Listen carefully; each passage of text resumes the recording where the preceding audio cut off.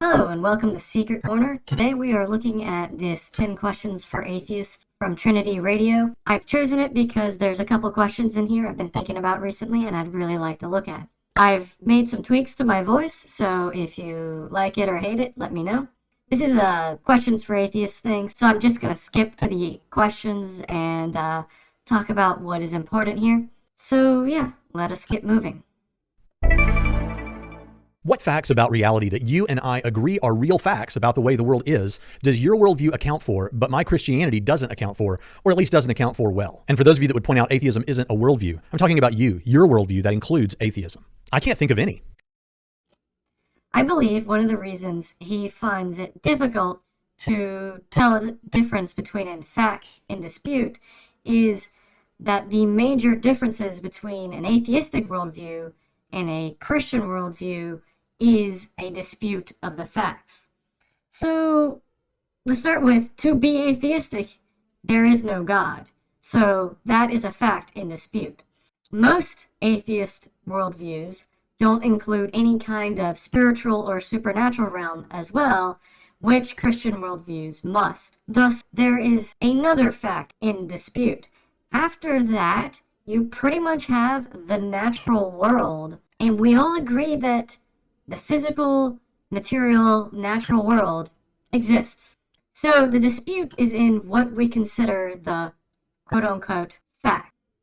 Christianity accounts for evil, suffering, the existence of other religions, including supernatural events in those other religions, science, and differenism among different denominations of Christianity. So he gives a list there of things that Christianity accounts for, and he's about to give some that he thinks atheism does not. A quick look at this list. Some things that don't really matter. Science doesn't really matter. We all agree that it's a great methodology for learning something, unless you're a creationist. We both agree on that. It doesn't really matter. Evil is a description. It's how humans describe certain things, usually those things which are considered really low on the morality, which we'll talk about in a few minutes, of course. I just want to point out that the problem of suffering would only exist if Christianity wasn't satisfactorily explaining the existence of suffering. It's not even really a problem if your God is more limited than Christianity usually is. A God that isn't all-powerful and all-knowing obviously can't stop all suffering, and the same is true if they aren't fully benevolent. Suffering itself is a problem for Christianity, but not a huge one. The one I want to focus on right now is other religions and supernatural occurrences in other religions. If God wants everyone to be saved, then he needs to provide evidence to everyone so they know what they need to do. You have two choices. If the Hindu scripture writers spoke to their God, and that was a real supernatural event, then your God is deceptive for allowing that event to occur. If it wasn't a supernatural event, then your writers like Paul have a unique case that doesn't follow the same rules as everyone else. So you're either special pleading for the gospel writers, or you're got a deceptive God who allowed at least the writers of the false religions to have undergone a supernatural event that was deceptive. In either case, not all good, or doesn't care if you follow his religion or something. You have a problem there. It's not a great one. Alright, now moving to the next list. But I can think of many things that the most common worldviews that include atheism don't answer as well as I think Christianity does. Like universal supernatural claims, universal religious experiences, free will, morality, near-death experiences, beauty, the rapid expansion of the early church, the events surrounding the life and death of Jesus of Nazareth, and our shared longing for purpose and meaning. So what is it that Christianity doesn't answer? Oopsies. I missed it. Alright. So, things that he claims atheism doesn't support as well as Christianity. Universal supernatural claims. Well, we know memories are faulty, people are mistaken, people are liars, legends build without any malice, and of course, just the statement itself answers its own question. It's a claim. Just a claim. You have to provide evidence to support a claim in and of itself, and to my knowledge, all supernatural events are either under-investigated, don't have enough information to make a reason, and or just legendary. So, universal religious experiences. Weird brain things are weird brain things. There's no need for them to be anything special unless all religious experiences pointed to the one true religion.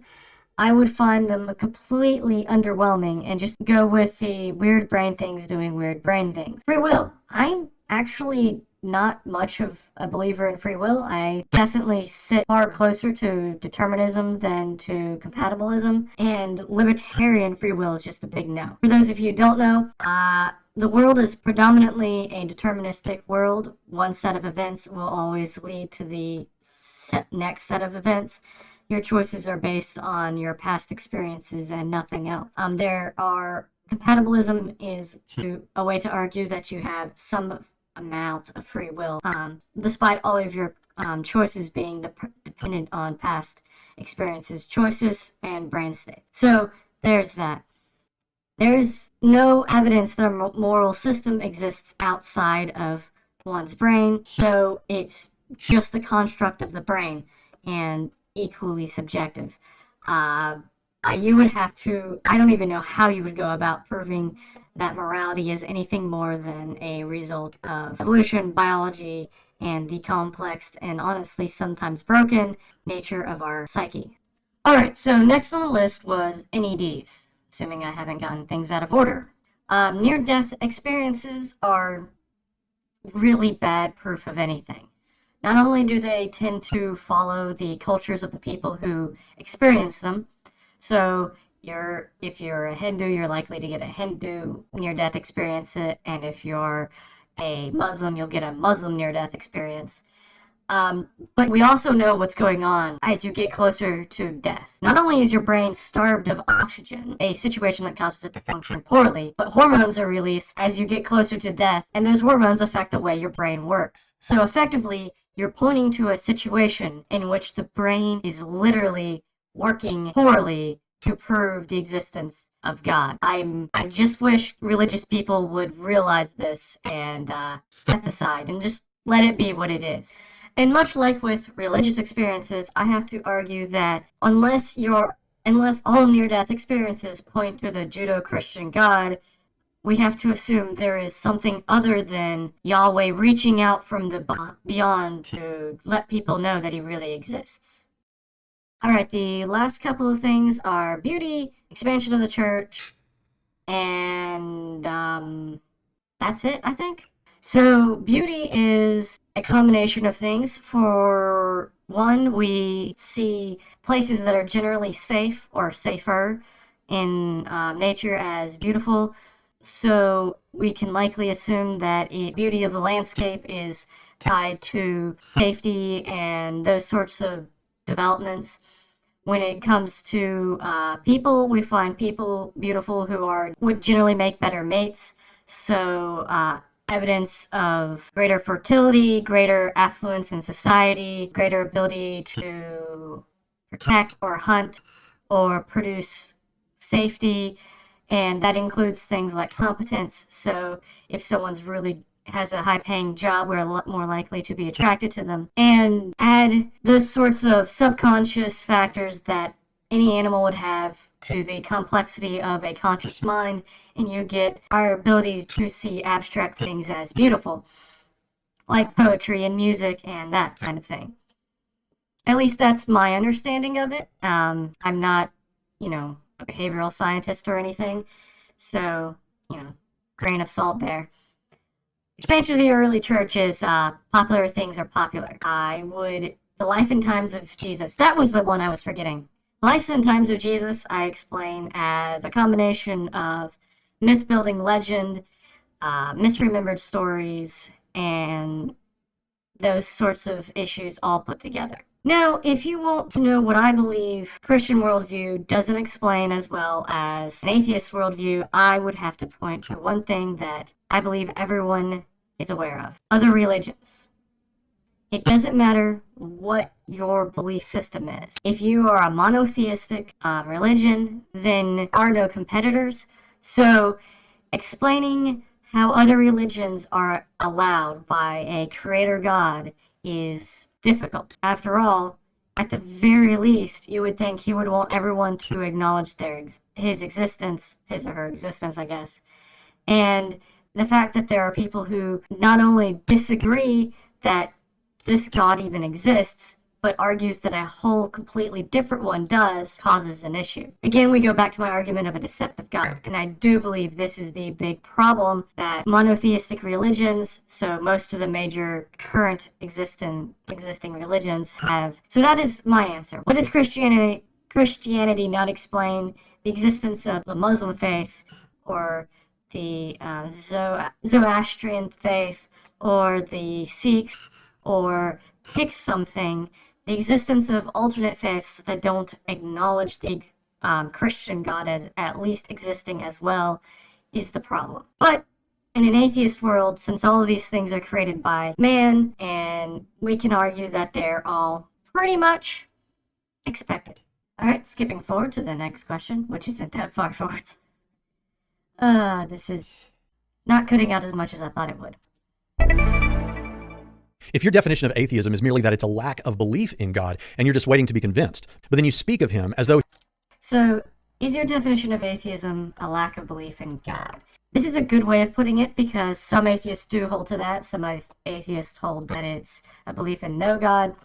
And it really doesn't matter to me. I think in practice, either one works in 99% of all non-academic situations. If you're arguing academic philosophy, you may need to be more precise, but I don't think it really matters, honestly. Just thought I'd get that in real quick. He's in some way synonymous with Santa Claus, the Easter Bunny, or fairies. Doesn't that at least send the message to your listeners that you actually believe that there is no God? After all... Actually, no. So, fairies would be a cryptid, and Santa Claus is just a story that we tell children. So it's not a good parallel with God. For instance, there are people who believe one type or another of cryptids may or may not exist. They are more likely to be right, in my opinion, than God is, so long as they don't give supernatural properties to their cryptid species. Fairies, being generally speaking kind of small, are unlikely to be real in the sense of Tinkerbell, but there could be a small winged creature that looks close enough to the expected shape of a fairy that we might give it that name. Probably not here on Earth anymore, but maybe if we find life on another planet. However, I don't talk about cryptids on this channel, and I probably won't. So no, I don't believe that I'm giving the impression that I don't believe in the existence of any kind of God, which appears to be what you're asking. To be completely fair to our friend over here at Trinity Radio, I do not believe the Christian God exists. I'm a Gnostic atheist in respect to the Christian God. In fact, to the Abrahamic gods, but in this case, to the Christian God. What this means is, I believe that I can know that this God does not exist. Now, there could be a deistic God or some more limited version of a God that I am unaware of solid, sound reasoning for. But in this case, I don't have it yet. So no, I don't believe I'm giving the wrong impression, although people will always make mistakes. Alright, what else does he have to say? All, these are entities and beings that you likely believe do not exist. And if your response is that you merely lack a belief in Santa Claus and don't actively believe that he does not exist, doesn't that sound a little disingenuous, honestly? Yes, it sounds a little disingenuous. Why would you even ask it? I mean, who would actually say they lack a belief in Santa Claus? It's almost like you don't believe atheists can argue rationally or something. When atheism becomes a part of someone's worldview, they typically change their positions on other issues like abortion, sexual morality, and a number of other things. I actually have several videos of well-known atheists saying that there's nothing wrong with prostitution, that they hope their children don't save themselves until marriage, and that sex workers should be put up on a pedestal no different than the military. I didn't use those here because I didn't want to seem combative to individuals, specifically the individuals who made those statements. But so you don't think what you just said was combative to individuals who have to guess whether or not they are the ones you're talking about? What were we talking about disingenuous a moment ago? Even if you didn't become an atheist just so you could sin, and I believe you, do you at least... And what on earth? Even if you didn't become an atheist just to sin, and I believe you. somebody doesn't believe that. You're basically calling everyone who is an atheist a liar right here with the sarcasm in your voice. Honestly, what on earth? At least understand why those moves could send that message to people who might say that to you? No, I don't. And here's why. If I assume that sin exists, which I don't believe it does, but I would sin less now as an atheist than I did as a Christian. I look at less porn. I've never really lusted over people. I don't curse any more or less than I did before. I don't really have a interesting life. I barely even drink alcohol, which isn't necessarily a sin in every version of Christianity, which is kind of hilarious, but whatever. So, no, I live a fairly normal life compared to what I did before. So your assumption that your assumption that one would only become an atheist because one wants to participate in social issues that are sins is kind of silly. After all, just because I don't think homosexuality is a sin doesn't mean I'm homosexual. Just because I don't think sex before marriage is a sin doesn't mean I actually have sex. You kind of have to be attracted to people to do that, should I say.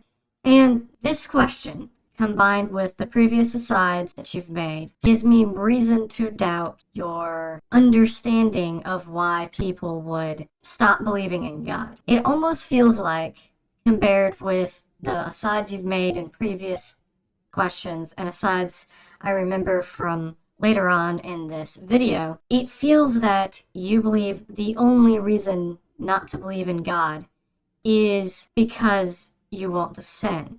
Now, you might not believe that, and I cannot know, but from this video, that is the impression I am getting. And that does not encourage me to take you seriously. Just gonna go out on a limb and say that. The reason I do not believe in God, so just so you know, just so my viewers know as well, is that I do not see a reason based in sound judgment and evidence to believe in God. That's it. That's the only reason. After all, I am a coward. If I believed hell existed, I would worship that God in the vain hope that I could convince him I believe and avoid hell. Worshipping only because I fear hell is not the bravest position, but it was where I would be. Now let's move on to the next question. If it's a lack of belief sort of atheism, what is it? Is it 50-50, 60-40, 75-25? And at what point do you feel disingenuous saying that you merely lack a belief as opposed to leaning towards, I believe that God does not exist? All right, so a short question, but one that I think is very, very important because it sets a bad precedent. It suggests that you should be incrementally changing your beliefs up and down, left and right, until you get to a point where you can say, I now believe. But if I was 1% less, I would not believe. If I was 2% more, I would be 100% certain, or whatever your number is. But it also implies a sort of universal credence level. Like, if one person is 80% certain, and they are certain, and this is enough for them, it should be enough for everyone else, or at least close to enough for everyone else. For instance, as an example, I'm willing to say evolution happens, despite the fact that if I was to give a percentage to my certainty, it would be 75, because there's so much about evolution that I personally don't know, that I don't have the expertise for, that I just have to take those bits of information on basically trust. However, that's enough for me to say I'm certain. If someone is an evolutionary biologist, I would expect their standard of knowledge to be higher. An evolutionary biologist told me that they put their number at 75%, I'd be looking at them a bit weird. And you still claim you know? I mean, you're studying this. You should be 90% with caveats. Like, evolution does, the theory of evolution we have right now works in its realm of requirement, and I'm 90% certain that it's real to the limits of our knowledge or whatever. So I don't like this question because of that, where it implies that all people should have a roughly similar levels of certainty, especially when you go, at what point do you feel disingenuous? I don't feel disingenuous for saying what I believe, because I'm not making any claims outside of my personal belief. And I never will feel disingenuous for saying, I believe this, when I actually do.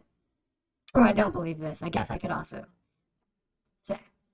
So, to answer your question, what I've learned about the possible existence or non-existence of God is not enough to convince me God exists. And that's all I have. No percentages, no almost there or almost not there. One good piece of evidence with one good solid argument for why this evidence indicates God would be enough to push me over the edge. But that would be true if I was 100% certain God did not exist, or 90% certain he might possibly exist. And that's where I sit. Alright? We have more questions to get to. Now, I know we've all got our talking points, but I want you to struggle to be as sincere with yourself as you can right now. I'm curious. Is he saying this because he struggles to be sincere with himself on this question, or because he believes atheists would struggle to be sincere with themselves on this question? Personally, I think it's yet another sign that he's approaching atheists with the assumption we are lying, to some degree. Now, this isn't an unexpected belief for a Christian. After all, their own Bible says in Romans 1:20, for his invisible attributes, namely his eternal power and divine nature, have been clearly perceived ever since the creation of the world in the things that have been made, so they are without excuse. For although they know God, they did not honor him. In other words, Romans here is saying that there are no atheists. So for him to come to the assumption that atheists are lying, at least about whether or not they believe God exists, is expected. And this is one of those verses that tells me, personally, someone who doesn't believe God exists, that the Bible cannot be, in any way, the Word of God. Or at least, cannot be without error. For here is one error. Alright, now we just go back to what we were looking at before. Doesn't it bother you a little bit that when we come to talk about the origins of the universe, and if there's a multiverse, the origin of that too, that the only real options you've got besides God is a past infinite universe, which is impossible, or the universe coming to exist uncaused out of nothing, or something far less clear than even those? It seems... No. Doesn't bother me. I don't know how the universe came to be. We have theories, quite a few of them, but I don't know. And for my day-to-day life, I don't care. In fact, the only reason I care about the origin of the universe is it's an interesting question. That's it. One and done. Nothing else you say as part of this question will matter. It doesn't matter if I was bothered by the origins of the universe, because those would be the origins of the universe. It's just what is. And finally, this has nothing to do with being an atheist. I could believe in a supernatural origin of the universe and just not believe there is a God of any kind that exists. In fact, the simulation hypothesis is just as good of a creation story for the beginning of the universe as God did it, and it wouldn't require a God. So, if I believe this universe was a simulation, well, there you go. Now, let me review this question, and see if there's anything else worth talking about here. I don't think there is. Well, I was wrong. There is one more little thing I want to make a mention of. Theism. My question isn't just what do you typically say about this, because I'm well aware of the responses. My question is simply this: when you step away from the debate mode that it's so easy for us all to get into online, doesn't this issue destabilize you a little bit? It seems to fit really poorly with any worldview that includes atheism. Whoops. A little farther. No. It doesn't bother me at all. As I said before, I don't care. The origin of the universe has nothing to do with whether or not there's a God, as far as I'm concerned. Nor does the lack of an answer have any effect on whether or not an answer is true. None at all. Nor does the lack of an answer about the origin of the universe have any impact on whether or not the universe has a God. That is two separate questions. And we continue on to the next question. Of the arguments for God's existence, is there one that to you seems more interesting than the rest? Is there one that for you actually does weigh in favor of theism? Which one? All right. Is there an argument for God that weighs in the favor of atheism or Christianity? No. The main reason for this is every argument for God that I know of falls under a couple of very problematic settings. First, you have defining God into existence. These are the arguments that simply say, well, God must exist because a necessary being is defined such that God has to exist, or that God is the greatest possible of all beings and therefore must exist because a being that exists is greater than a being that does not, or something along these lines, which are nonsensical answers that cannot be supported or denied. So they just don't provide any support for anything. Then you have the ones that rely on ignorance or are basically God of gaps fallacies. The number one contender in this scenario is the Kalam cosmological argument. We don't know how the universe was created, therefore God created the universe. Really? When you say we don't know, and yeah, they don't actually say that, but when you say we don't know, nothing should come after that. And then the last group are things that come down to, I don't understand how this could happen, therefore God. I don't understand how beauty could exist, therefore God. I don't understand how life could start from non-life, therefore God. I don't understand how the Christian church could grow so quickly, therefore God. The reason I'm setting these arguments apart from the Kalam and things like it is that these arguments are ones where, well, I know there is a kind of a scientific explanation or theory, but I don't buy it. They're a personal gap rather than a gap in humanity's general knowledge. And it makes them even less convincing to me. Now, are there arguments that are interesting? Yeah, I find the Kalam cosmological argument interesting. This is because I think it has something to teach us about philosophy and its intersection with physics and science and other things like that. I find many of the arguments about beauty and the origin of life and other sort of things interesting because they tell us something about ourselves, not because they tell us anything about God. That was an easy question. Most atheists I've met humbly admit that they don't think they can have absolute certainty about much of anything. But what they want from the Christian is a demonstration that God exists or that Christianity is true. Well, yes. How else do you know if something is true? If you can't demonstrate it to be true. Let's see where he goes with this. When we offer the reasons to believe that we do have, those are typically deemed not good enough. So what sort of evidence, if any, would be enough to convince you? Do you know? And since Let's go with this question. What sort of evidence, if any, would convince you that there are currently life forms living on Titan, Saturn's moon? Don't know? Neither do I. It's pretty normal not to know what would convince you, outside of extraordinary things like a lander literally taking pictures of animals walking across the surface of the planet. it's often a conversation stopper, let's take experimental reproducibility off the table, since that's not even always necessary for science. Really? It's not always necessary for science. Let's take a look at that very question from before. Life on Titan. Let's say that that lander landed on Titan, took those pictures of creatures walking around. One day after being received and released to the public, all those pictures disappeared. They were all deleted. Every copy of them was deleted as well. Would you claim those pictures as evidence of life on Titan? No. No, you wouldn't. Why? Because you can't examine them. You can't look back and say, are we certain these pictures are of actual animals? Do they move from frame to frame the way we'd expect animals to move? Do they have behavior patterns? We can't tell. We can't be certain of what we saw because our memories are limited and our ability to reproduce the observations, to re-examine pictures or even take new pictures has been cut off. Obviously, experimental reproducibility is a necessity for gaining any kind of knowledge. So, to answer your question, Yes. To be evidence, it must be reproducible in some fashion. And thus I would only require evidence for God, and it would require some kind of reproducibility.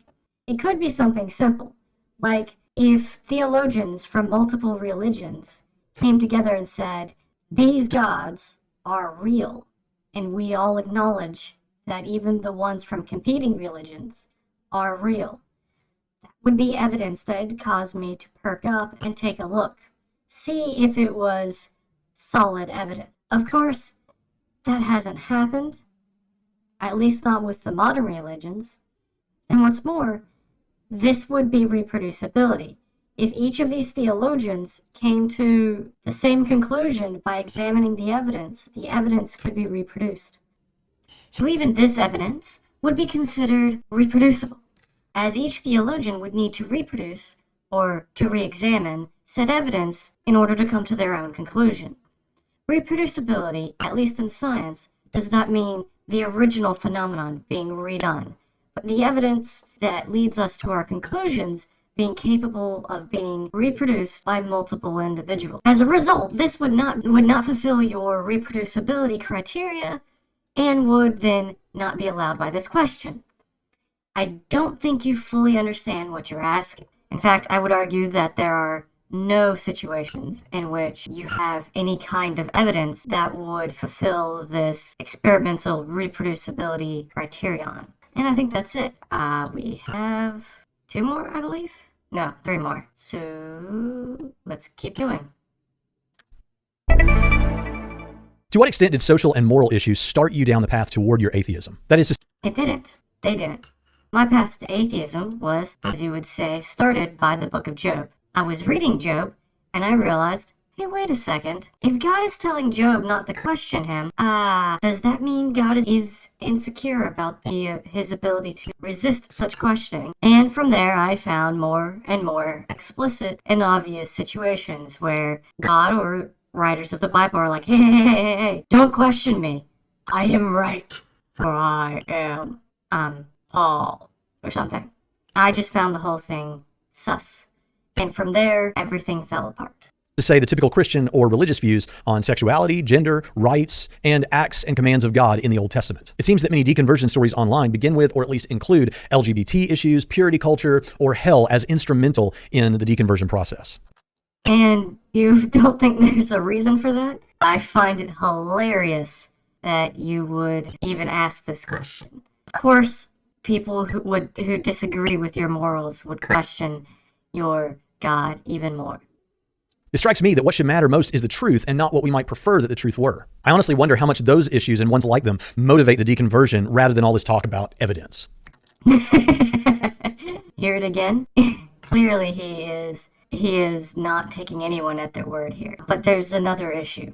What does he even mean by truth? Moral and social issues are always going to be based on at least one subjective component. Okay, for me, my morals are primarily based on what causes harm to other people is usually bad. I say usually because obviously someone's going to point out some situation like a justified war or something where causing harm to other people is going to be right.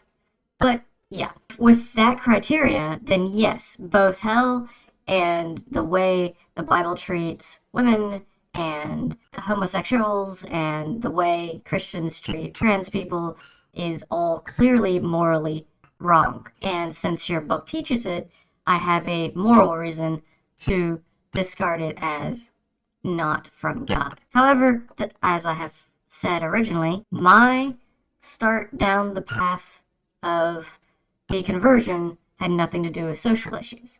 And in fact, I was fully atheist long before I even considered whether or not the attitudes I had towards trans people or homosexuals or any of that was right or wrong. So, much to my chagrin and annoyance, I actually didn't change my views until well after leaving the church and no longer believing. It wasn't until I started actually looking at, well, the evidence of biological origins for all said things that I started to actually question it. In case you're all wondering. Time to go. Can you name the last 3 academic books you read by theists on the subject? How long ago did you read them? Or is most of your understanding of apologetics and atheism from non-scholarly internet sources, pop-level books, and, let's face it, YouTube videos? So, here's an interesting question. Last 3 academic sources I've read on theism. 0. Never done it. Last 3 I've read on atheism.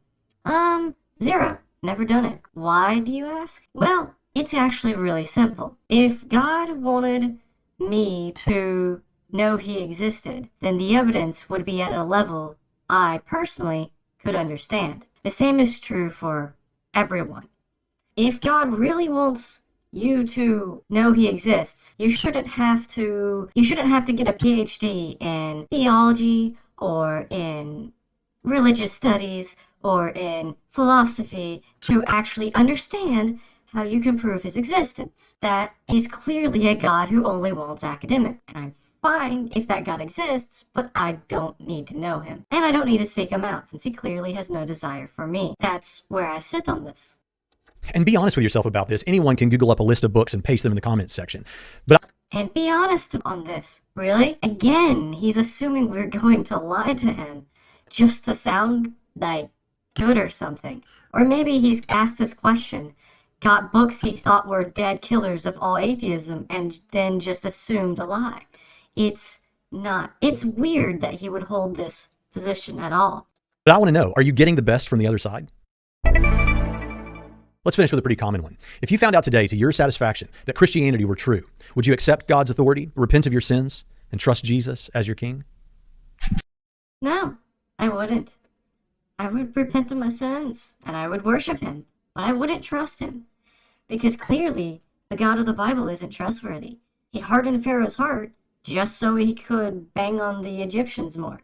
He allowed Satan to destroy Job just to prove a point. He murdered his own son because he was too lazy to come up with a method of forgiving sins that didn't require the sacrifice of blood. Maybe he just likes the smell of burning flesh or blood on stone. Either way, he's clearly not a trustworthy God, and while I would fear hell and do what I could to get away from him, never trust him. And that's my answer to your 10 questions for atheists. This has been an interesting video to do, and I'm glad I did it. I wanted to save several pieces in here, including the bit about academic books and sources, and get a little bit out about why I'm an atheist in greater detail, and all of that stuff.